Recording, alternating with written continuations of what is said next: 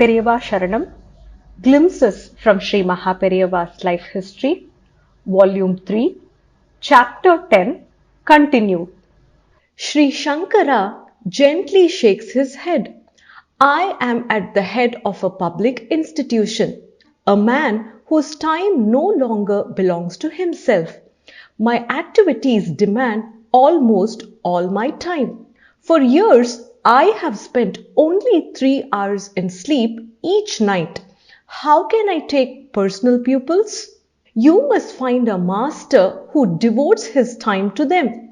But I am told that real masters are rare and that a European is unlikely to find them. He nods his assent to my statement but adds, truth exists. It can be found. Can you not direct me to such a master? One who you know is competent to give me proofs of the reality of higher yoga. His Holiness does not reply till after an interval of protracted silence. Yes, I know of only 2 masters in India who could give you what you wish. One of them lives in Banaras, hidden away in a large house which is itself hidden among spacious grounds. Few people are permitted to obtain access to him. Certainly, no European has yet been able to intrude upon his seclusion. I could send you to him, but I fear that he may refuse to admit a European. And the other? My interest is strangely stirred. The other man lives in the interior, farther south. I visited him once and know him to be a high master. I recommend that you go to him. Who is he? He is called the Maharishi. I have not met him, but know him to be a high master. Shall I provide you with full instructions so that you may discover him? A picture flashes suddenly before my mind's eye. I see a yellow-robed friar who has vainly persuaded me to accompany him to his teacher.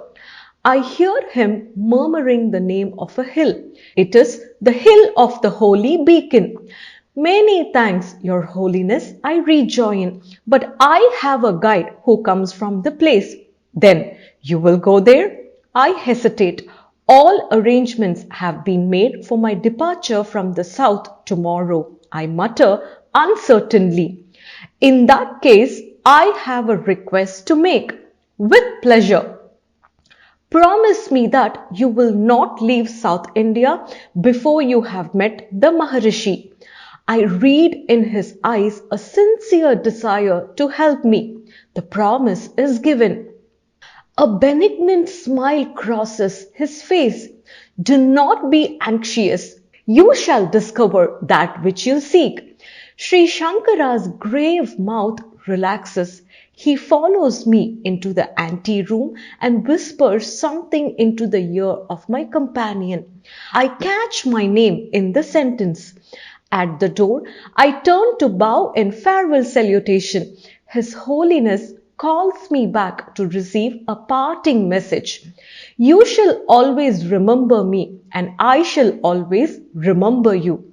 And so, hearing these cryptic and puzzling words, I reluctantly withdraw from this interesting man whose entire life has been dedicated to God from childhood. He is a pontiff who cares not for worldly power because he has renounced all and resigned all. Whatever material things are given to him, he at once gives again to those who need them.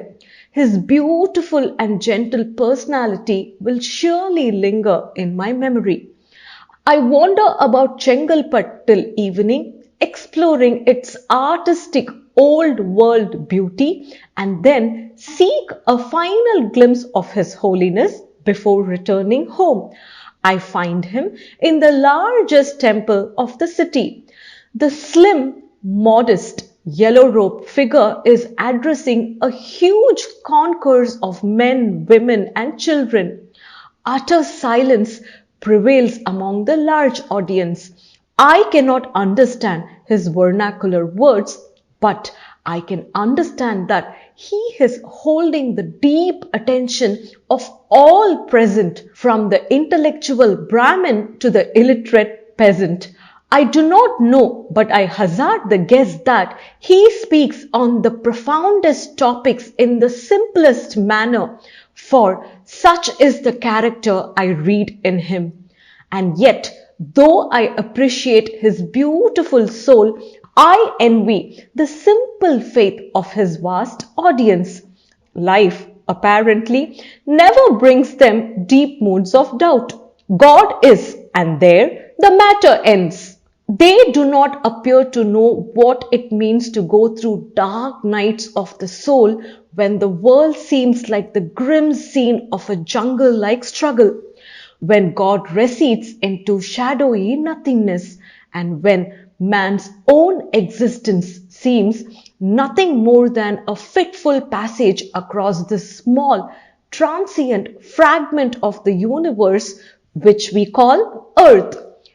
We drive out of Chengalpat under an indigo sky gemmed with stars. I listen to palms majestically waving their branches over the water's edge in an unexpected breeze.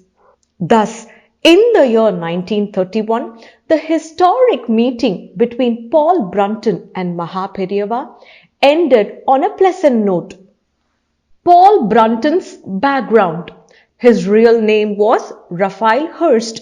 He was born in London in 1898, the son of Jewish parents who had immigrated to England from Eastern Europe.